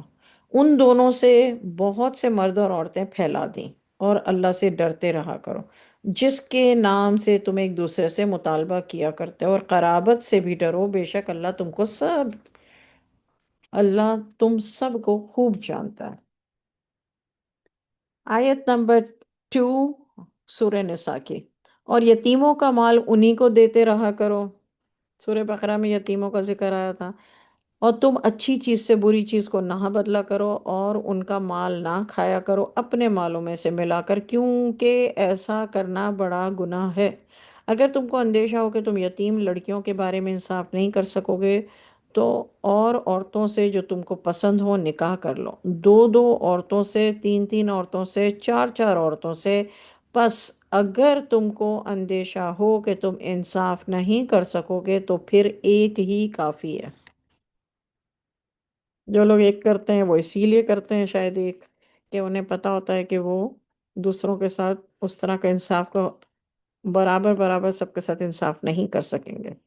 یہ صرف پیسوں کے انصاف کی بات نہیں ہو رہی ہے، ہر معاملے میں جو۔ اچھا، یہ آیت نمبر 3 ہے یہ۔ اگر تم کو اندیشہ ہو کہ تم یتیم لڑکیوں کے بارے میں انصاف نہیں کر سکو گے، تو اور عورتوں سے جو تم کو پسند ہو نکاح کر لو، دو دو عورتوں سے، تین تین عورتوں سے، چار چار عورتوں سے۔ پس اگر تم کو اندیشہ ہو کہ تم انصاف نہیں کر سکو گے تو پھر ایک ہی کافی ہے، یا جو لونڈی تمہاری ملکیت میں ہو وہی صحیح ہے۔ اب اب کسی کی ملکیت میں لونڈی ہے تو اللہ تعالیٰ کہہ رہے ہیں پھر وہی صحیح ہے اگر تمہاری ملکیت میں ہے تو۔ اب اس کی آگے کی بات سنیں، اس صورت میں زیادتی نہ ہونے کی توقع قریب تر ہے، یعنی ایک ہی بیوی ہوگی یا ایک ہی لونڈی ہوگی تو پھر زیادتی نہ ہونے کی زیادہ توقع ہے۔ اپنی عورتوں کو ان کا مہر خوشی خوشی دیا کرو، اگر وہ مہر کا کوئی حصہ معاف کر دیں تو تم اس کو مزیدار اور خوشگوار سمجھ کر کھا لیا کرو، اور تم بے وقوفوں کو اپنے وہ مال نہ دیا کرو جو اللہ نے تمہارے لیے مائع زندگی بنایا ہے۔ دیکھیے یہاں پر صحفاء کا لفظ آیا ہے آیت نمبر 5 میں۔ صحفاء کا مطلب کیا ہے؟ بے وقوف۔ سیقول السفہاء، دوسرا پارہ جب شروع ہوتا ہے تو پہلی آیت ہے سیقول السفہاء، بے وقوف لوگ یہ کہتے تھے۔ یہاں پر اللہ تعالیٰ کہ اور تم آیت نمبر 5، اور تم بے وقوفوں کو اپنے وہ مال نہ دیا کرو جو اللہ نے تمہارے لیے مائع زندگی بنایا ہے، اور ان مالوں میں ان کو کھلاتے رہو، پہناتے رہو، اور ان سے اچھی اچھی باتیں کیا کرو، اور تم یتیموں کو آزما لیا کرو یہاں تک کہ وہ بالغ ہو جائیں، پھر اگر ان میں تم ایک گناہ تمیز دیکھو تو ان کے اموال ان کو دے دو، یعنی اب ایک ایج کو پہنچ گئے، سمجھدار ہو گئے، تو پھر ان کو ان کے مال، ان کی جو وراثت ہے وہ انہیں دے دو، اور ان مالوں کو ضرورت سے زائد اٹھا کر اس خیال سے کہ یہ بالغ ہو جائیں جلدی جلدی مت کھا ڈالو، یعنی یہ سوچو کہ بھئی اب بالغ ہو جائے گا تو اس کو سارا مال اس کی وراثت کا اس کے حوالے کرنا پڑے گا تو میں تو غریب ہو جاؤں گا، تو اس طرح سوچ کے جلدی جلدی اپنے اوپر خرچ کرنا مت شروع کر دو۔ جو مستغنی ہو وہ بالکل اپنے آپ کو بچائے، اور حاجت مند ہو تو مناسب مقدار کھا لے، یعنی جو آلریڈی امیر ہے، ویل آف ہے، اس کو چاہیے کہ وہ یتیم کے مال کو بالکل استعمال نہ کرے، لیکن اگر حاجت مند ہو تو پھر مناسب مقدار میں یوز کر لے۔ پھر جب ان کے مال ان کے حوالے کرنے لگو تو ان پر گواہ بھی کر لیا کرو، اور اللہ ہی کافی ہے حساب لینے والا ہے۔ مردوں کے لیے بھی حصہ ہے اس چیز میں جو ماں باپ اور بہت سے قریبی رشتہ دار چھوڑ کر مریں۔ اب یہ وراثت کا ہے، اس کو یہ بہت امپورٹنٹ ہیں باتیں۔ آیت نمبر 7 کو آپ لوگ ہیڈنگ دے دیں وراثت، کیونکہ بار بار بار بار جب موقع پڑے تو بار بار اسی کو بس آیت کھولیں اور دیکھ لیں اللہ کیا کہتا ہے۔ مردوں کے لیے بھی حصہ ہے اس چیز میں جو ماں باپ اور بہت قریبی رشتہ دار چھوڑ مریں، اور عورتوں کا بھی حصہ ہے اس چیز میں جو ماں باپ اور بہت قریب کے رشتہ دار چھوڑ مریں۔ یہ کیوں اللہ تعالیٰ نے کہا ہے پتہ ہے آپ کو؟ کیونکہ پہلے عورتوں کو حصہ نہیں دیا جاتا تھا، صرف مردوں کو دیا جاتا تھا، اسی لیے بیٹے مانگے جاتے تھے اللہ سے اور بیٹیوں کو دفن کر دیتے تھے، تو عورتوں کو حصہ نہیں ملتا تھا۔ تو مطلب ساری کہانی یہ ہے کہ مال اتنا عزیز تھا کہ اس کے لیے جو بھی کرنا پڑے کر لیتے تھے۔ اب یہاں پر اللہ نے صاف صاف یہ کہا کہ مردوں کے لیے بھی حصہ ہے اس چیز میں جو ماں باپ اور بہت قریبی رشتہ دار چھوڑ مرے، اور عورتوں کا بھی حصہ ہے اس چیز میں جو ماں باپ اور بہت قریب کے رشتہ دار چھوڑ مرے، چاہے وہ چیز تھوڑی ہو یا بہت ہی یا چاہے وہ چیز تھوڑی ہو یا بہت، حصہ قطعی مقرر ہے۔ اللہ نے حصے مقرر کر دیے ہیں اس کے، ہر رشتے کے اور ہر سچویشن میں، سب آپ کو یہاں ملیں گے۔ سورہ نساء کی آیت نمبر 7 سے شروع ہو رہے ہیں۔ جب تقسیم ترکہ کے وقت، ترکہ کا مطلب کیا ہے؟ وراثت، ہے نا؟ One moment. What happened؟ Still on it.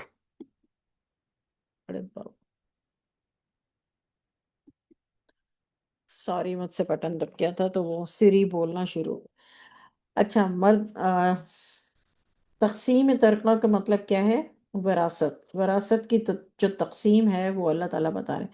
جب تقسیم ترکہ کے وقت دور کے رشتہ دار، یتیم اور غریب لوگ موجود ہوں تو بالغوں کے حصے میں سے کچھ ان کو بھی دے دیا کرو، اور ان سے اخلاق کے ساتھ بات کیا کرو۔ یہ بہت امپورٹنٹ بات ہے جس کو ذکر اتنا نہیں کیا جاتا، نہ ہی اپنایا جاتا ہے۔ تو آج ہم اللہ سے یہ کہتے ہیں کہ یا اللہ ہمیں آپ کے اس حکم کی تعمیل کرنے کی توفیق عطا فرمائے. یہ بہت، حالانکہ ان کا حصہ ہو بھی نہیں، لیکن اگر غریب بیٹھے ہیں تو کچھ نہ کچھ کر لو، ان کو بھی دے دو. آیت نمبر 9. بس تھوڑی سی آیتیں بچی ہیں، مشکل سے 5 منٹ آئی تھی ہیں. اچھا، آیت نمبر 9. اور ان کو ڈرنا چاہیے جو اگر اپنے پیچھے چھوٹے چھوٹے بچے چھوڑ مریں، ان کو ان کی فکر ہو تو ان کو اللہ سے ڈرتے رہنا چاہیے اور موقع کی بات کریں.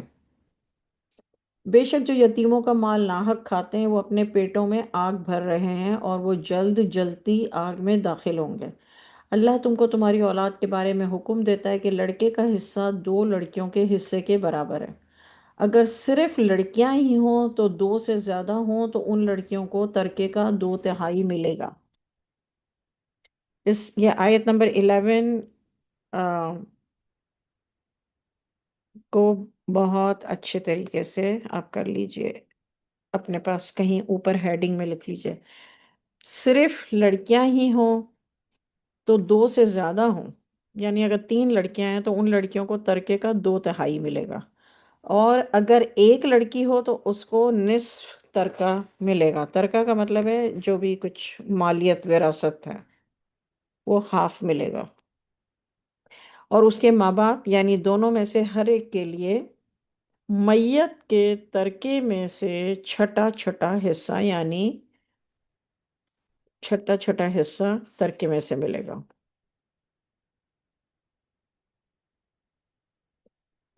یعنی ایک مرد کی اگر ڈیتھ ہو جاتی ہے، مرد کی نہیں، اللہ نے مرد مینشن نہیں کیا اس کے اندر، یہ کہا ہے کہ لڑکے کا حصہ 2 لڑکیوں کے حصے کے برابر ہے، لیکن یہ نہیں کہا کہ مرد کی ڈیتھ ہو جائے تو اس کے وارث میں سے، یا آدمی کی یا عورت کی ڈیتھ ہو جائے تو اس کے وارث میں سے. اگر میت کی کوئی اولاد ہو اور اگر اس میت کی کوئی اولاد نہ ہو، اس کے ماں باپ ہی اس کے وارث ہوں تو اس کی ماں کا 1/3 ہے. اگر میت کے 1 سے زیادہ بھائی بہن ہیں تو اس کی ماں کو چھٹا حصہ ملے گا، میت کی ماں کو. یہ تقسیم قرضہ اور وصیت کے بعد ہے، یعنی اگر اس پر کوئی قرضہ ہے تو پہلے قرضہ تقسیم کیا جائے گا، اور جو اس نے وصیت کی ہے، وصیت جس کے لیے کی ہے اس کو دیا جائے گا، اس کے بعد یہ تقسیم ہوگی. یہ بات بہت امپورٹنٹ ہے، لکھ لیجئے کہیں کسی جگہ پر. تمہارے باپ دادا اور تمہارے بیٹے جو ہیں وہ تم پورے طور پر جان نہیں سکتے کہ ان میں سے کون سا شخص تم کو نفع پہنچانے میں نزدیک تر ہے. اس لیے اللہ نے اپنی طرف سے یہ حکم مقرر کر دیا، یقیناً اللہ بڑا علم والا اور حکمت والا ہے.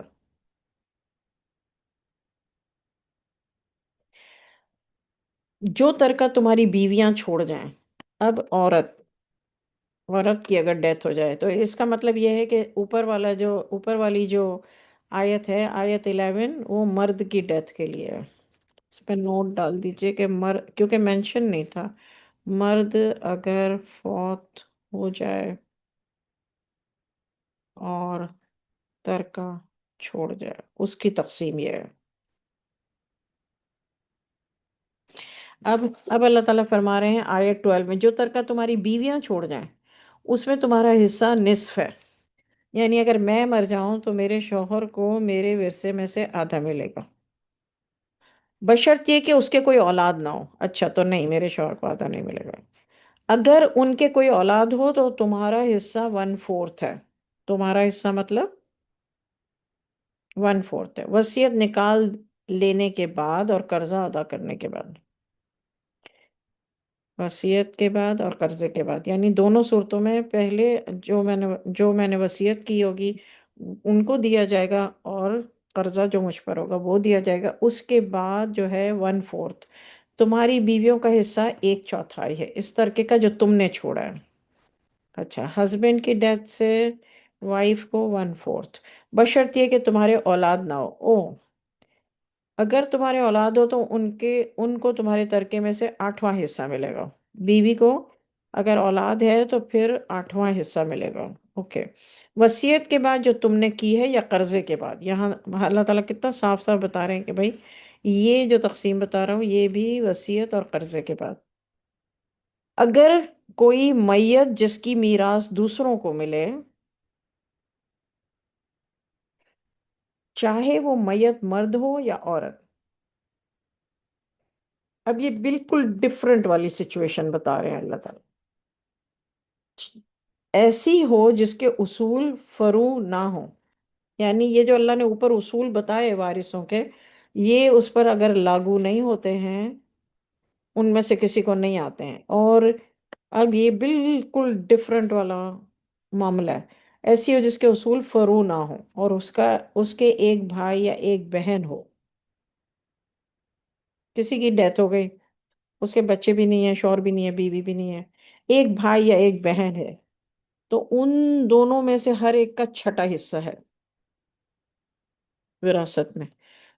پھر اگر یہ لوگ اس سے زیادہ ہوں تو وہ سب one one third one third حصے میں شریک ہو جائیں گے، وصیت اور قرضے کے بعد. سبحان اللہ، میرے مالک کی کیا شان ہے! دوبارہ اللہ نے بتایا کہ وصیت اور قرضے کے بعد.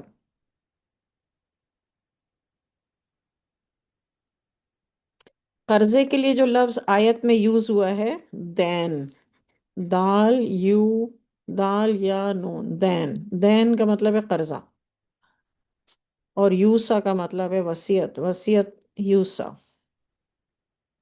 آیت نمبر 12 پہ ہائی لائٹ کر لیجئے، وصیتن من اللہ، وصیت کا لفظ ہے، اور قرضے کے لیے ہے دین.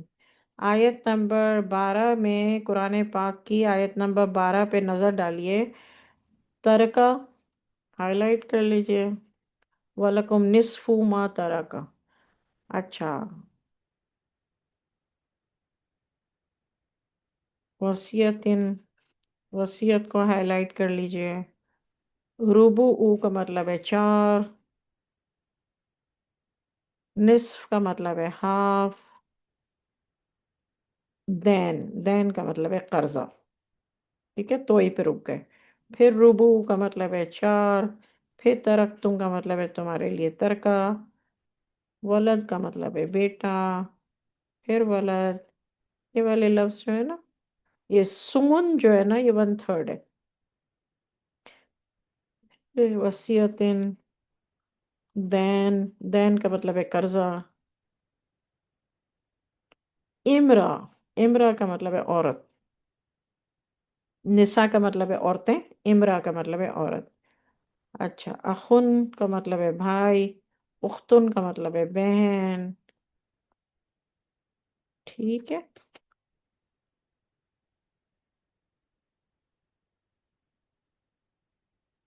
اور سدس کا مطلب ہے چھٹا حصہ.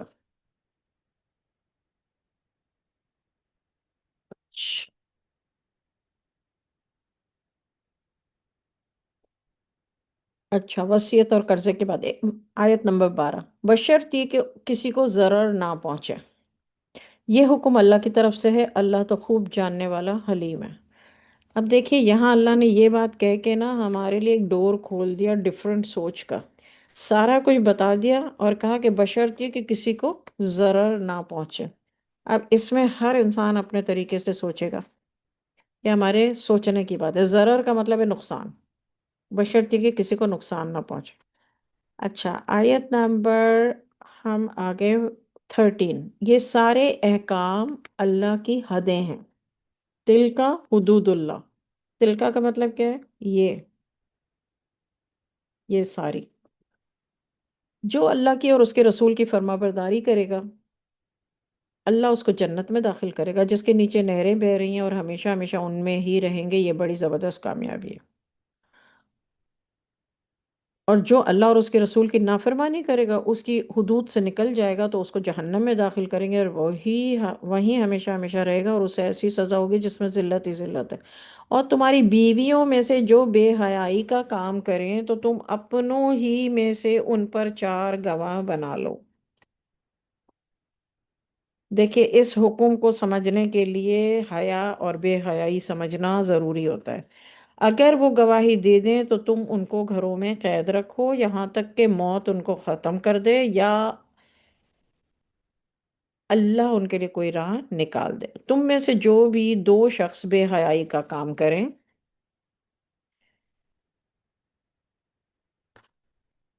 کیونکہ یہاں پر ورڈ آیت کے اندر فاحشہ یوز ہوا ہے نہ کہ زنا۔ آیت نمبر 15۔ اچھا، اب ہے تم میں سے جو بھی دو شخص بے حیائی کا کام کریں، دو شخص، تو ان دونوں کو اذیت دو۔ اذیت دو کا مطلب سزا دو۔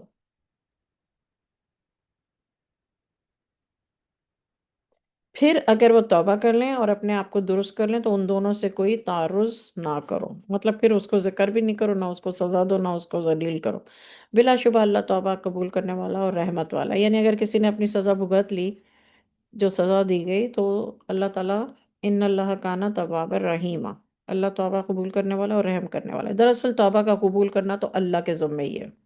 آپ لوگوں نے توبہ کا چیپٹر اس طرح سے پڑھا ہے کہ پی لیا ہے، واقعی اگر آپ لوگوں نے اس کو پیا ہے تو آپ کو سمجھ آ جائے گی ہر جگہ اللہ تعالیٰ اپنے بارے میں کہہ رہے ہیں کہ میں تواب الرحیم ہوں، اور توبہ کا ذکر ہے۔ دراصل توبہ کا قبول کرنا اللہ کے ذمہ ہے، انہی لوگوں کے لیے جو اپنی حماقت سے کوئی گناہ کر بیٹھتے ہیں۔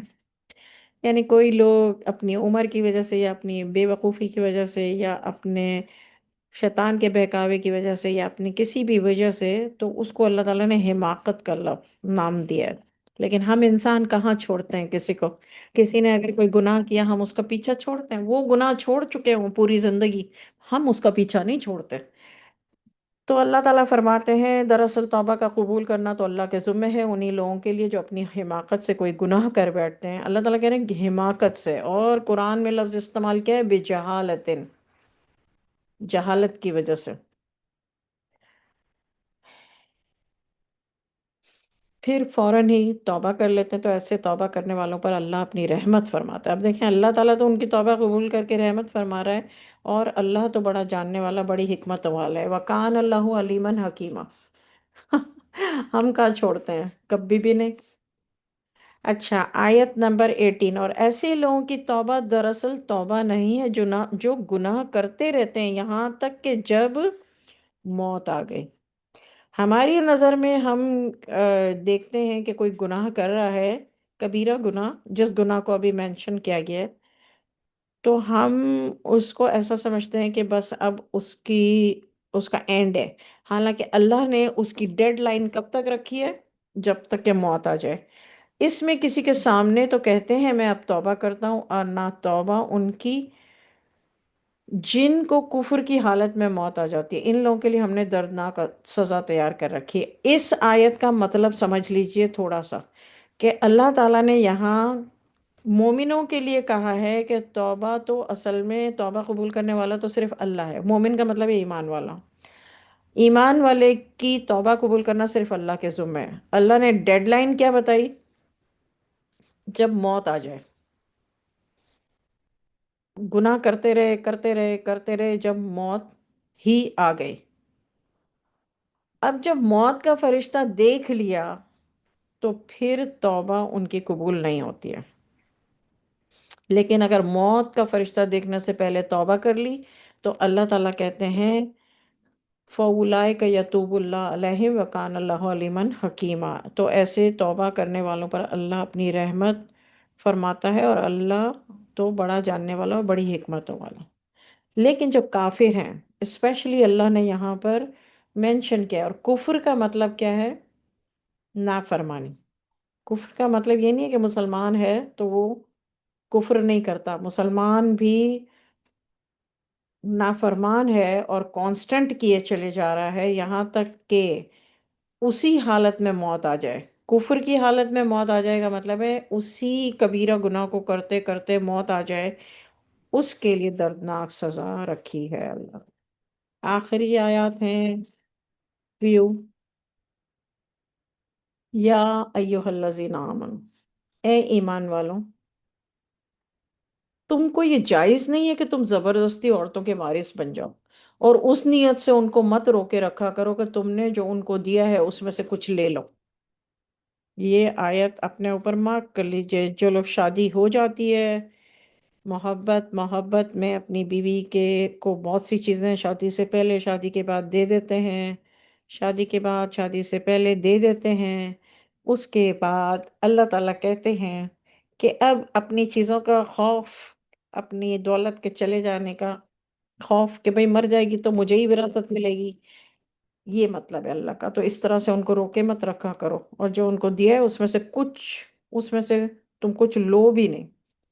अब देखिए ये आयत में दोबारा पढ़ती हूँ, मोमिनो, तुमको ये जायज नहीं है, ला या हिल्लू, तुम्हारे लिए हलाल नहीं है, ला, ला नहीं, या हिल्लू, हलाल नहीं है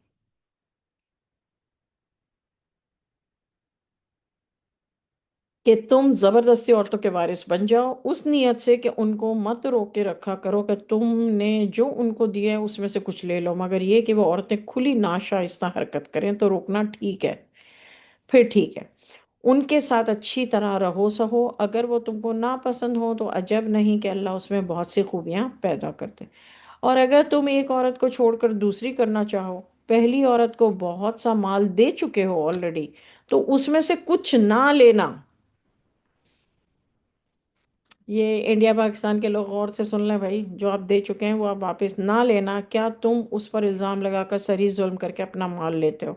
तुम किस तरह उसको लेते हो जबकि तुम आपस में एक दूसरे को हवाले कर चुके हो? यानी तुमने किसी को गिफ्ट कर दिया, उसका वो उसकी मालिक बन गई बीवी, और वो तुमसे एक ज़बरदस्त और मजबूत इकरार भी ले चुकी है। इकरार जो शादी होती है। तुम उन औरतों से निकाह ना किया करो जो तुम्हारे बाप दादा या नाना के निकाह में है। अब ये महरम ना महरम की बात हो रही है। ठीक है, ऊपर तो विरसे की बात हो गई, अब महरम ना महरम। और तुम उन औरतों, ये आखिरी आयत है आज की, और तुम उन औरतों से निकाह ना किया करो जो तुम्हारे बाप दादा या नाना के निकाह में रह चुकी हों, मगर जो बात गुजर गई वो गुजर गई। क्या मतलब है? यानी ज़माने जाहिलियत में जिसने जो किया, जो हो गया हो गया, अब ये नहीं। बेशक ये बड़ी बेहयाई और नफरत की बात है, और शरन और अकलन बहुत बुरा तरीका है। तुम पर हराम की गई हैं तुम्हारी माएँ। अब हराम की गई हैं का मतलब जायज़ भी हो सकता है, नाजायज़ भी हो सकता है, और इसका मतलब ये भी निकाला जा सकता है तुम पर हराम की गए हैं। तो क्या हराम की गई हैं? उनसे निकाह करना हराम किया गया। तुम पर हराम की गई हैं तुम्हारी माएँ, तुम्हारी बेटियां, तुम्हारी बहनें, तुम्हारी फूफियाँ, तुम्हारी खालाएं, तुम्हारी भतीजियां, भांजियां, तुम्हारी वो माएँ जो तुमको दूध पिला चुकी हैं, और तुम्हारी दूध पिलाई बहनें, यानी दूध शरीक बहन है, दूध शरीक बच्चा है तो वो भी, तुम्हारी बीवियों की माएँ, बीवी की माएँ कौन हुई? सास। तुम्हारी बीवियों की बेटियां जो तुम्हारी परवरिश में रहती हैं, उन बीवियों की लड़कियां जिनसे सोहबत की है।